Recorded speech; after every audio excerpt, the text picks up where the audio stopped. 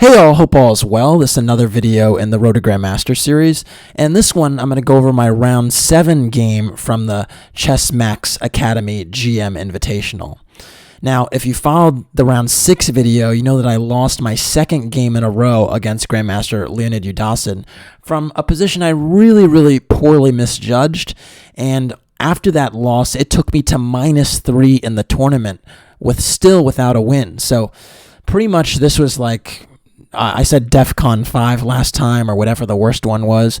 This was it, because basically being -3 at the bottom of the tournament table, it just really was not a good feeling, and I hadn't played any good chess.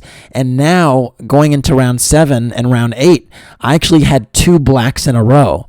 So I was like, oh my gosh, I'm on -3 with 2 blacks. This can get really ugly, because as you may very well know, when you're playing in tournaments against high level opposition, having white actually tends to matter, because it's almost like having the first serve in tennis.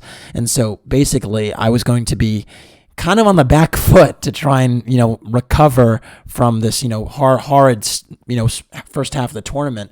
And I just was trying to just keep my head up, because I knew that the worst might not be over.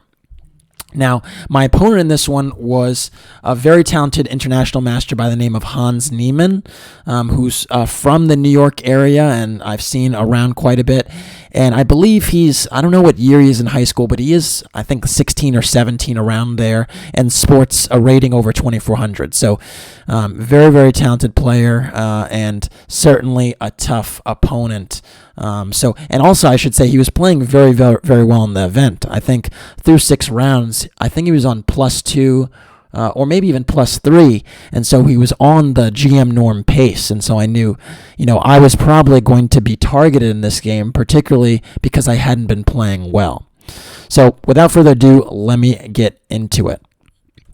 So Hans opened with d4.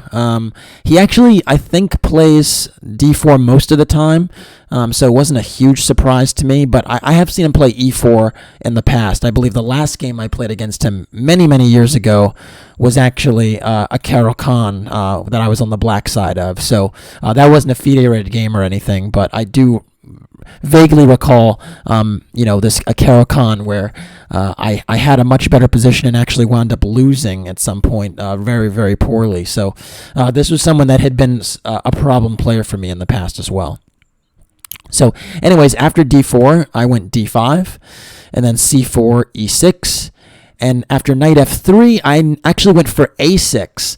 And this was kind of my pet line about a year and a half ago. Through 2018, pretty much, I employed this d5, e6, a6 line religiously, and with actually really great success. I beat several GMs with it, held against others.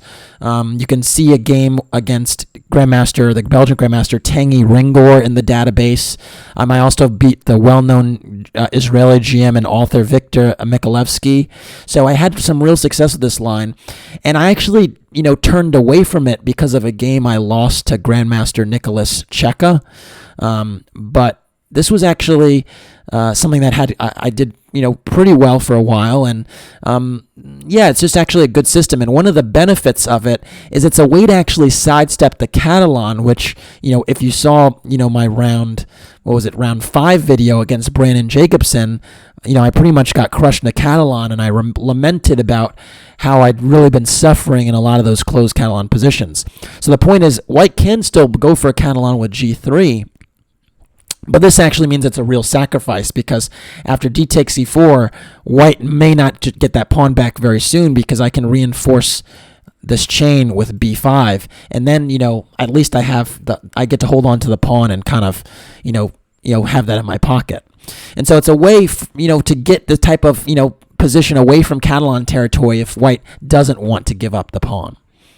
So anyways, after a6, the most popular move is actually c takes d5, and this wasn't actually played in this game, but I have many games in the database with e takes d5, knight c3, knight f6, bishop g5, and bishop e6. And this kind of becomes a Carlsbad structure, because essentially black has a queenside pawn majority where white has the kingside pawn majority, and white typically tries to play for a minority attack with b4 and b5. But actually, this a6 move comes in handy against that because it's really good prophylaxis for that push. And the difference here between normal, traditional Queen's Gambit exchange variation lines is the bishop normally stays at home on c8 in a lot of those lines, but here it's actually on e6 defending the d5 pawn, and that enables the bishop on f8 to actually go to d6 instead of normally to e7, where it typically goes to kind of relieve this pin. And so it's a very, very different position than the ones you see normally after traditional Queen's Gambit exchanges, and that's one of the other merits of the position. But today, my opponent did not want to challenge me there and instead played the move bishop g5. Now, bishop g5 was actually a move I'd faced before. The game was not in the database, but if you recall, I actually went over this game against Vasef Durabali from the 2019 World Open, and he played this move against me. And the idea here is actually to try to disrupt White's, essentially black setup with e6, d5, and a6 by causing problems on this diagonal right away. And I think after knight f6, one of the nuances here is that White can actually elect to delay playing the knight to c3 and playing e3. And the point is, in this line, now I'm actually not threatening to win the pawn because the bishop is already protecting it on c4, which is a bit of a difference because normally after a6 I'm threatening to capture on c4. So at least bishop g5 kind of disrupts that plan. And because of that, the move that's most often played in this position, and the one that I played, is bishop e7. And the point is you actually get these bishops off the board, and then you play knight f6, and it's just a different variation of this line. So after bishop takes e7, queen takes e7, now White played the move e3, defending the c4 pawn, and now I went knight f6. And here White played the move knight bd2, and this has actually been played before. I think this was actually from my game against Vasef Durabali. I'm not so sure Han saw it because unless he was at the World Open looking at the boards and seeing my game, he probably wouldn't know that I played this position before.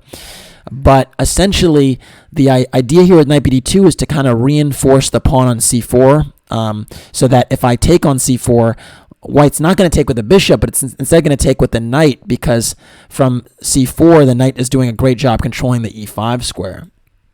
And this actually kind of is the annoying thing about this position that Black has to deal with is this pawn tension is kind of positive pawn tension for White, and at the same time you don't really want to capture because you don't want to activate this knight. So Black has to play very, very carefully to ensure that he's not worse, because White can also play for a pawn break with e4 or something along the lines of rook c1 and kind of build up the pressure on the c file, and it can be quite a tricky position to contend with. So fortunately for me, I actually had looked at this variation again after my loss against Durabali, and I really needed to figure out how to set up my pieces better than I did in that game, and I'd actually come up with a little bit of an improvement. So after knight bd2, I castled, and now White played rook c1, which is the approved method, trying to put pressure down the c file. And it's kind of an interesting position because, again, you're trying to think about how to neutralize White's pressure. And in the game against Durabali, I think I played like b6 and bishop b7 and tried to play for the c5 break, but I got into a little bit of trouble.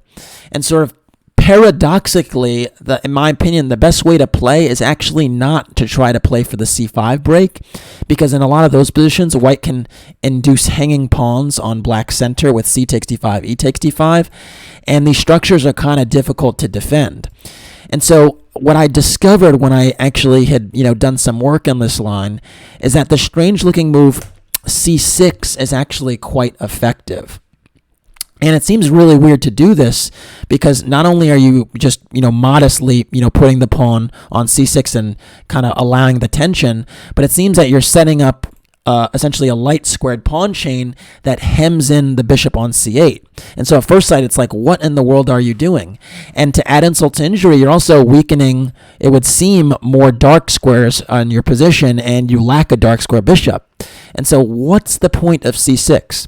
Well, the point of c6 is to actually reinforce the d5 pawn so that you can actually prepare for e5. And that's the key. So the point is that black's trying to play knight bd7 and then e5, and then if c takes d5 is played, black's not going to play c takes d5 and open up the rook on the c file, but it's going to recapture with the knight on f6 and try to block the rook's pressure on the c5 on the c file, and argue that the rook on c1 on the half-open file is not particularly useful.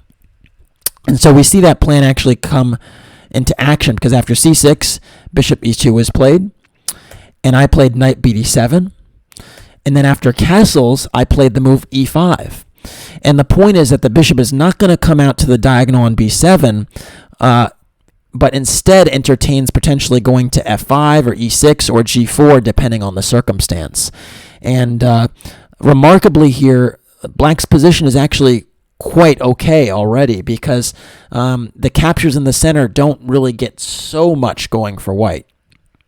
So actually, in the game, Hans played c takes d5, but there was a game I found in the database with d takes e5, and here after knight takes, queen takes e5, c d5, and knight takes d5, you might say it looks like white has a slight edge based upon knight c4, where from this square not only attacks the queen, but it eyes some sensitive dark squares.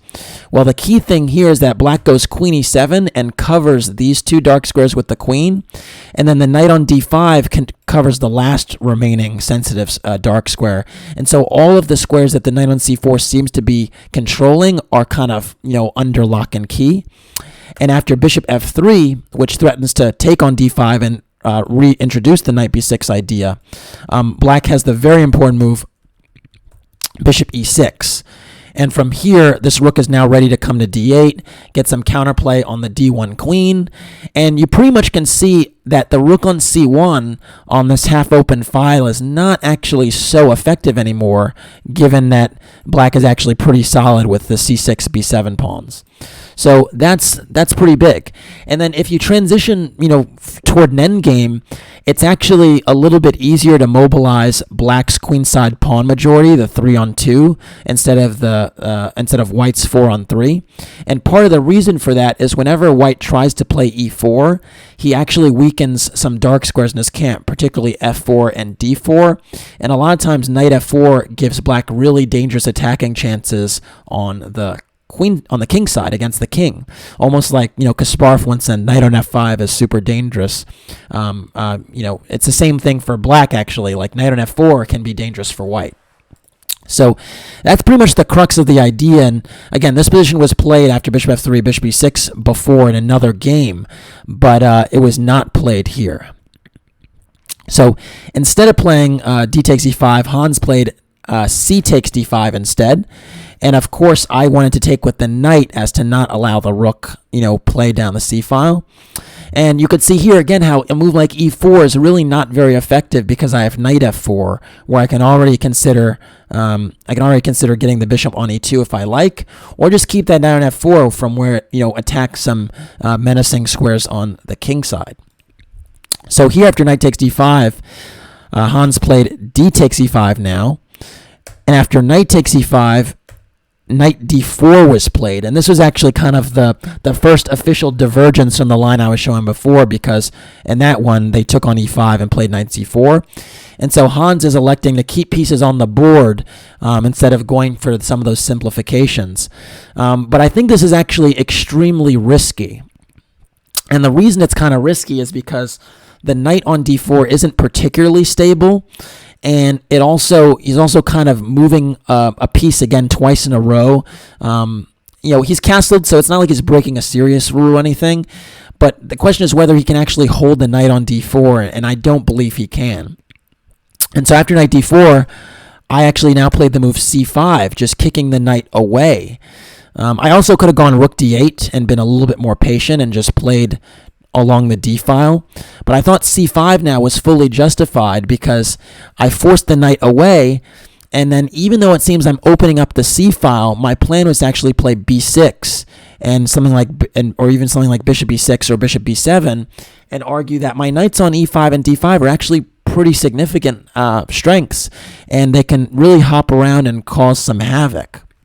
So after c5, Hans played the move knight db3, and I really didn't like this move because I thought that after my move b6, which I played, this knight is actually kind of dominated. It doesn't have any squares towards the center anymore, and is really kind of a problem piece. Instead, I think the move knight f3 back was probably a little bit better.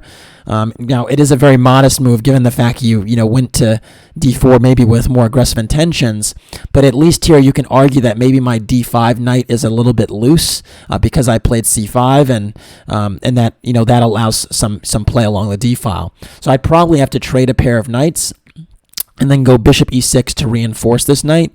And I think black's actually totally fine here. I can go rook a d8, press down the d file, knight b4 is an option. And I actually think black is doing absolutely fine, but this was an option. So instead, after knight 4b3 and b6, I actually already felt that black was better, because you might say, well, aren't you weakening this diagonal a little bit? Well, the issue for white is that if you play bishop f3, I'm just going to snap that bishop off and play bishop b7. And all of a sudden, my bishop on the long diagonal really offers me fantastic attacking chances against the king.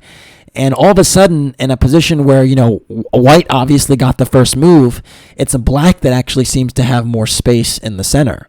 And so that's, quite unusual. So anyways, after b6, Hans played the move a3. And I think this move is actually even worse than the knight d4, b3 maneuver in some respects, because this is just too slow. Now, I can't say for sure why he thought a3 was the most pressing thing in the position.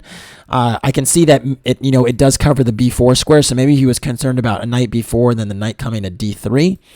But the problem is he just doesn't have time for these waiting moves, especially when he's already ceded so much ground in the center.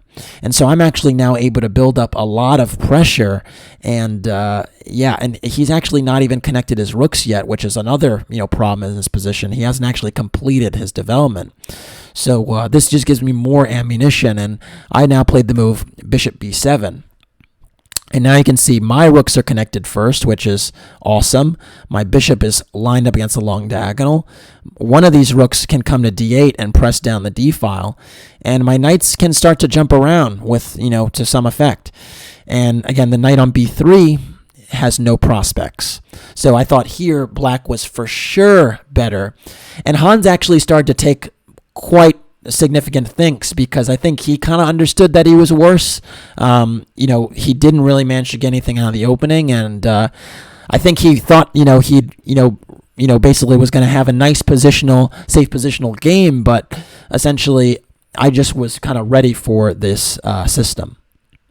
So anyways, after bishop b7, rook e1 was played. Very slow move, not particularly great, and it does nothing to kind of challenge my setup in the middle.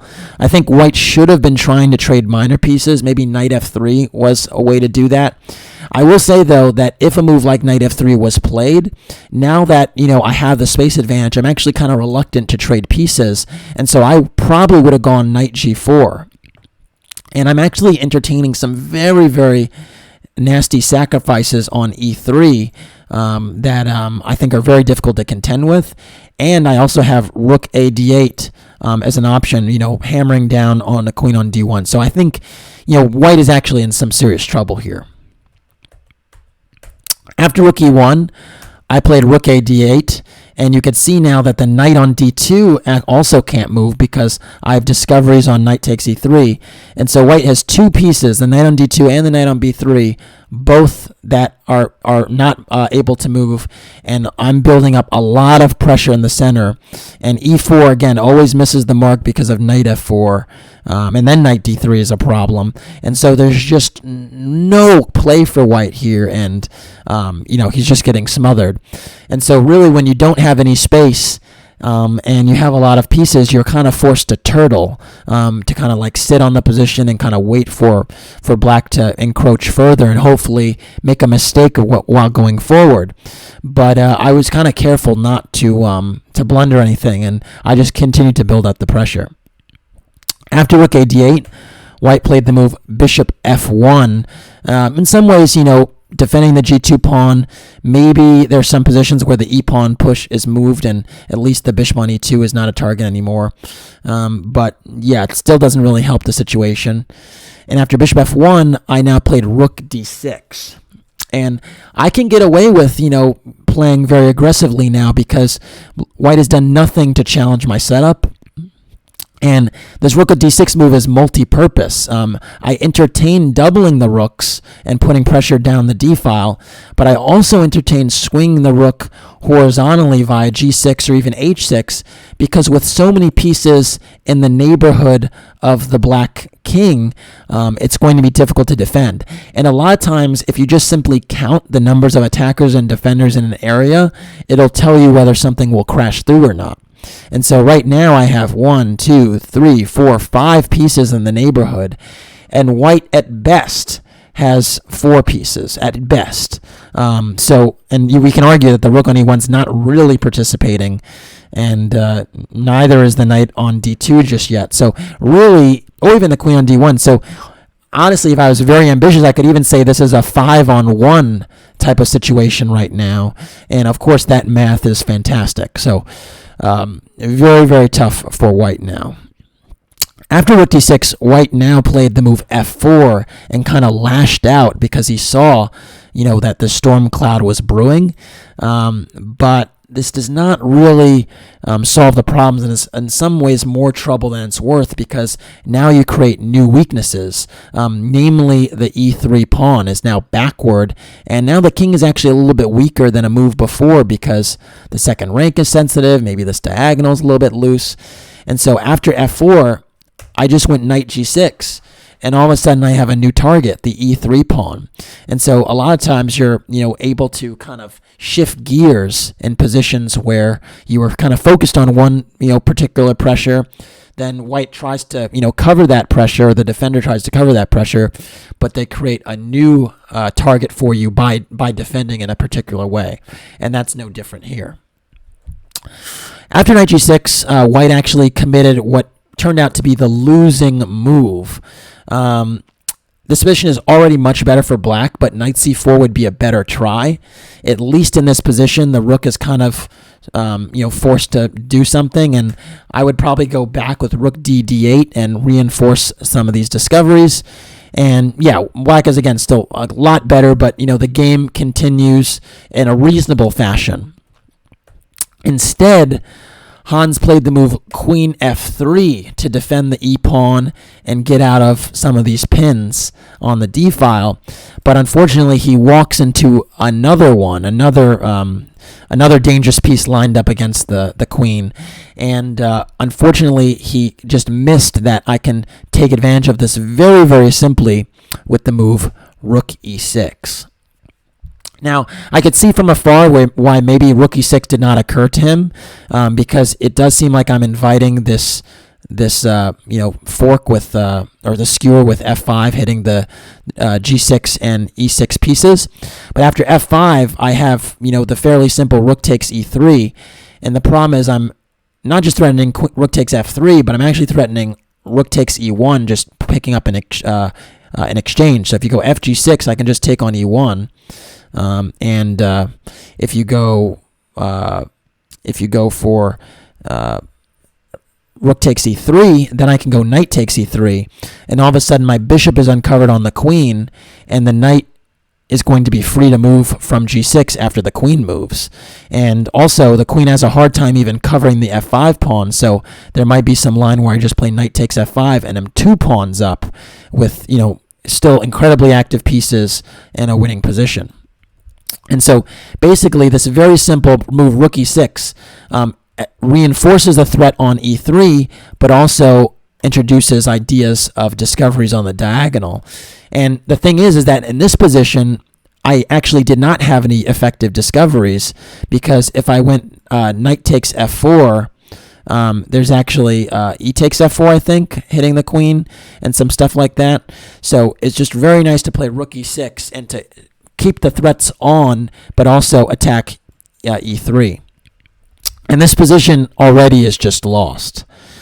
One of the other huge problems, if you go f5, trying to kind of, address this situation, I can actually just go knight h4. And again, I'm hitting the queen, and I can ready to take on e3, and that would just be done. So anyways, after rook e6, white actually played e4, and this, defends the e4 pawn, but just hangs the f4 pawn. And you might say, well, there's really nothing else to do, but there really was so many threats in the position with the discoveries and the e3 pawn. So there's no way you can hold the material. And so he tries, what might be a tricky line, but it really is not that tricky, because after e4, knight d takes f4, I'm a pawn to the good. And I also now have the e5 square, which is a wonderful square for my pieces to operate on, particularly, and blockade the e4 pawn. So just positionally here, as well as, material-wise, it's just totally busted.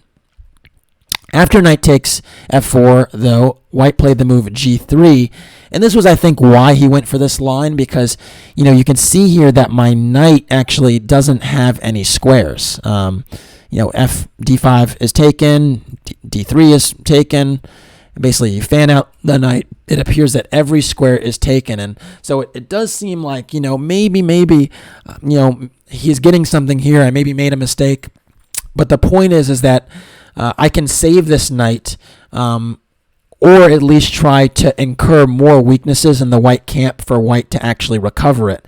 Because essentially, now that he plays g3, he's opening up his king's position even more. And so in this attempt to secure the knight, I actually get some real attacking chances. And so first, I played the move queen g5. And this is not, rocket science. It's not a tricky move. It just prevents g takes f4. And it keeps all the trumps in the position. So if white does nothing, let's say white played a move like rook b1 and just shuffled, now I can go rook f6 even, and then play knight e5, and really start to encroach on the queen on f3, and just generate some serious threats against the white king. So this would just be, very, very winning. So pretty much after queen g5, you have to try and still secure the knight, and you do that by playing the move h4. Which says, now the queen doesn't have any more squares on the g-file, which means that the knight will actually be lost. But what I'd calculated is that by pushing these pawns to try and pick up the piece, he's actually doing even more harm to his position.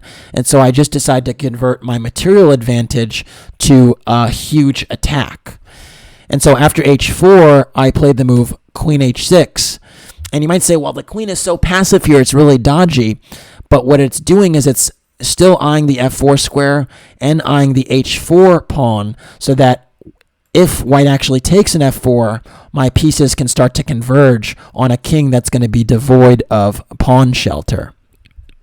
And so again, like, let's say rook b1 was played now. Now I would play a move like rook f6 again and just entertain major, major threats against the white king. So instead, after queen h6, g takes f4 was played, and here was actually the first moment where I actually thought for a really, really long time during the game, actually. I'd actually been making all my moves in pretty much just 5 minutes here, 2 minutes there, and here I realized that the position should be winning for me, because even though I'm only even though I only have a pawn for the piece right now, I'm about to win a second one, and this king is very, very vulnerable. And quite frankly, this knight on b3, like we said, is just not in the game. So it doesn't even feel like I'm a piece down, and so I just need to generate some initiative against the king. And the question was how to start. I decided that the best way to start would be to play knight takes h4. And the reason for that is I'm taking a pawn and hitting the queen with tempo. So now I have 2 pawns for the piece and a bit of an attack. So after knight takes h4, white played the move queen h3, which was, logical, kind of sidestepping, from the knight. Note that if you put the queen on the g-file to try and protect f4, the f4 pawn, there's just rook g6 picking up the queen. So that wins right away. And one of the other things, if you try to play queen e3, trying to kind of defend the pawn, you actually rob your king of any kind of refuge, because now I can actually go rook g6 check. And if you go to the H file, I actually have just discovery check, which leads to mate, like this. And if you go to F2, well, the king is not going to be very secure there because of the really, really nasty move, knight F5. And the point is that after E takes F5, there's queen H2 check. And all of a sudden, this bishop covers the F3 square. And so after bishop G2, I just can take, and that's mate. And if the queen elects to move, well, you have to deal with the queen H2 check threat. So if queen H3, stop queen H2, now there's queen takes F4 check. I have 3 pawns for the piece now, and the attack rages on. So just no way, no refuge here for White's king. So instead, he tried to play the move queen h3 so that at least if I give a check, the king can run to the h file as opposed to toward the center. And here, I played the move rook g6 anyway because I figured that the king moving to the corner would give me some real tactical opportunities. One of the things I noticed that was, again, if king f2, I can just take on f4. And if king h2, I can also take on f4 with check. And so you pretty much need to put the king on h1. And the problem is with the king on h1 is that you're running right into a pin here, and this bishop on b7 will become a monster, and the king will be in the eye of its diagonal. So it's just a hugely, hugely problematic. After rook g6, king h1 was played, and now I played queen takes f4, and now I have 3 pawns for the piece. So the material is, technically equal as far as points is concerned, and the king is still in a serious quagmire. So just a tough one to deal with. And I still have some threats. I can try and play rook h6 and try to, skewer the queen and king like that. There's also a nice tactical idea with knight f5 in a lot of positions because of the bishop on this long diagonal. So a lot of ways I can transfer my knight to f5 and then get a knight g3 check, and then these discoveries become just really nasty. And so you just really can't deal with all of the ideas. And so here White tried to play queen e3, trying to trade the queens and seek some type of refuge in that type of position. And here I just played queen e5, backing up, not giving White the opportunity to trade queens, and still entertaining this rook h6 or even knight f5 threat. White now played rook c3, trying to, get another piece over to this side of the board. And here I played the very, very nice looking knight f5. And this was pretty much the move that really, really helped seal the deal, because now the knight comes to g3, which means that White will have to shed more material, and it's just difficult to cope. Knight c4 was played, which is a smart intermediate move, essentially hitting my queen, so that now if I play knight g3 check, White at least gets an endgame where he can actually fight. Of course, Black would be better here, but, at least here, White has 2 pieces, 2 knights for the rook, and my pawns might be, a little bit of targets, and at least the king's not getting mated. So this would not be what you want to do. You don't want to trade the pieces and nullify the attack. And so after knight c4, I just played the move queen c7, kind of running away and keeping the pressure of knight g3 on. Essentially, I want to play knight g3 and keep the queens on the board. So I want to win that exchange and keep the queens on the board. After knight f5, the queen does have to move, and queen f2 was played. And now, finally, knight g3. And basically, White has to give up the exchange, because if you play a move like king g1, I just have awesome discoveries, and I pick up the queen. After king h2, there's also knight f1 even. But knight e4 should do the trick, just picking up the queen. So essentially here, after queen f2, knight g3, White has to take. And then after rook takes, I keep the queens on the board, which means the king is even weaker. And the nice thing about rook takes g3 is I'm actually also hitting the knight on b3. So White still doesn't have, a calm position. He still has to deal with very, very difficult threats. After knight bd2, trying to, just defend that knight, I now went rook e8, and now it's just a matter of getting my last piece into the game, because my rook is doing great, my queen is doing great, my bishop is excellent. The only piece that wasn't playing was this rook on e8, or was on f8. So pretty much just bringing that last piece into the game should be too much for white to deal with, and so that was the plan. White now went knight e3, and this is a good practical move because he's getting more of his pieces in the neighborhood of the king, and he's even kind of inviting some tricks connected to me taking on e4. Because if I take on e4, it might be a little bit risky. If I play bishop takes e4, knight takes e4, rook takes e4, white might be able to fight here. I mean, there are a few ideas here. One of them might be knight f5. And the point is, not only is rook h4 mate being stopped, but now after I trade the rooks, all of a sudden I have back rank problems and my rook on g3 is hanging. So essentially, and he's kind of inviting a crapshoot on e4, but this knight f5 discovery would, cause me real problems. And so I was thinking, and I was like, man, I really want to take on e4. That seems like the only pawn that's kind of securing the king. But I also don't want to deal with the back rank issues. And then the other thing I thought is that if I play a slow move like h6 trying to solve the back rank, then the knight comes to f5, and all of a sudden I'm getting pushed back just a little bit, and that's not what I wanted. Or even bishop g2, overprotecting the e4 pawn and then going knight f5, and all of a sudden those types of visions aren't very clear anymore because I'm getting pushed back. But thankfully, I thought for some time here, I actually got kind of low on the clock because I invested a lot of time here trying to find the most precise way forward. And after knight f3, I found the move rook takes e4, and this is a huge move. And the idea here is that after giving up the exchange, and ultimately because I'd give up the exchange, I'd be down a piece. I actually have the highway to the king, and the bishop is actually way more important because it's actually targeting the king right away. And so it just is a huge move. And the problem is that it's very difficult to just ignore. So after rook takes e4, bishop g2 was played. But just to illustrate, if knight takes e4, after bishop takes e4, now if you go knight g2 trying to block and entertaining some back rank ideas, I actually have rook h3, king g1, and queen h2 mate.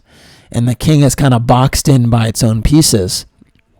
And if you go bishop g2 here, there are similar issues connected to rook h3 check. So that was essentially the gist of the idea, and I thought it was a pretty good one. Note here that I can go rook h3, king g1, queen h2, and here it's not mate because the knight is not on f1, but after king f1, I have a very important move. It looks like things are hanging everywhere, but the move bishop d3 check is a big time move because now the king has no escape square, and you have to block with rook e2. And this position is just winning after I take the rook on d3, but I don't have to rush in doing so because this rook is pinned. So I actually can play a move like, let's say rook h6 or something along those lines, and then swing my rook over and then take the rook on e2. And I do have to cover my back rank, but the point is that if I have rook and queen and I'm 4 pawns up versus queen, bishop, and knight, the pawns will, rule the day. So essentially, that would be the reason why this is lost. So instead, after rook takes e4, white actually played bishop g2. And here is actually quite an interesting move because it seems like I have some problems. Now this e4 rook is attacked, and if I move that rook and then allow bishop takes b7, if my queen has to recapture on b7, my g3 rook is hanging. So it would appear that all my pieces are kind of hanging, and that white all of a sudden is the one with threats, especially with my back rank problem. But the thing is, I have to play everything with tempo so that he doesn't have these opportunities, and I found a nice continuation that nullified his threat. So I went rook h4 check, very important. And after king g1, I went rook takes g2 check. And so I'm playing these moves with check that don't afford white to really do anything. And after knight takes g2, I played queen h2 check. And the theme here is the same as before, where I'm sacking a piece, but I'm getting in via h1. And the issue here is it's not mate, but the problem that white has is that after king f1 and queen h1 check, if the king goes to e2, there's no back rank mates because the king is in the way. So I can actually just take on g2 simply and can preserve my position. And so here white actually played king e2, and I went queen takes g2, and all of a sudden I'm up 4 pawns. And the other thing is that now after queen takes g2, the h4 rook is not under fire because of this pin. So essentially now I can just trade the pieces and hold the game. And so black's completely winning. Now I did have only about a few minutes left, so Hans did try his last chance in this position, which was the move king d1. And it's a kind of funny one because you can see that the queen on f2 is hanging, but rook e8 mate is a threat. And there are a lot of pieces that are hanging. My rook on h4 is also hanging. The bishop on b7 seems a bit loose. And it's like, how do I deal with all these threats? But the key move here that kind of nips it in the bud is rook h1. And the point is, with rook h1, I actually, again, pin the rook so that it can't come down to e8. And I actually just invite the trade of pieces. Now, there maybe was something a little bit, safer and more reliable. I could have maybe considered queen g4 check and then, played like h6 or something. But that would keep the game going, and he'd get some dangerous checks. Because if I go like h6, let's say king c2, let's say king c1 and h6, he could check here, and then after king h7, played queen takes f7, and all of a sudden it seems like white's actually kind of counterattacking, which is not what you want. Even though this position would be winning, I could trade the queens with rook h1 and queen g6. It just keeps the game going unnecessarily. But rook h1 really nips that idea in the bud very efficiently. And after rook h1, white played knight f1, which was his last chance, trying to reinforce the back rank mate, cause me some problems. And here there are many, many ways to kind of nullify the mate, but they're all revolve around giving myself an escape square. And I did that by playing the move h5.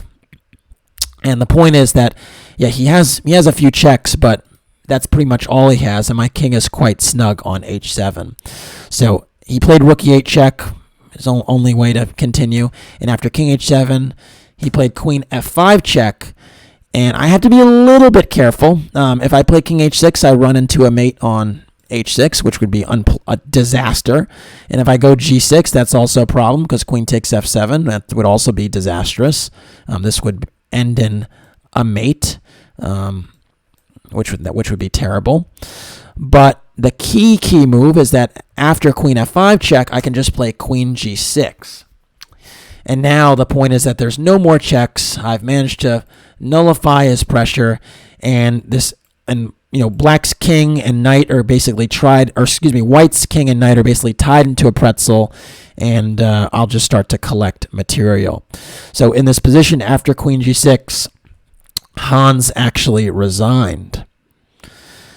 Very interesting game, I thought, and a fun one to play simply because I got a position that I was actually very familiar with, and I really kind of executed it pretty well. So I was very pleased with my effort in this one, and it was really my first win of the tournament. So in the 7th round, I got my first win, and with black, and all of a sudden, this -3 score that I had before this round turned into -2, and things didn't seem so bad. Now, it was still bad, but it didn't seem like I was, it still seemed like I could play a little bit of chess. So I felt very, very nice about getting a win. And, winning cures all in chess and, many, sports and games and what have you. Winning can cure a lot of your problems. So anyways, that's it for this one. Thanks for watching. Please like and or subscribe to the channel. And if you want to support the Road to Grandmaster journey, you could do so by making a donation through the PayPal link in the description below. Thanks again. Take care.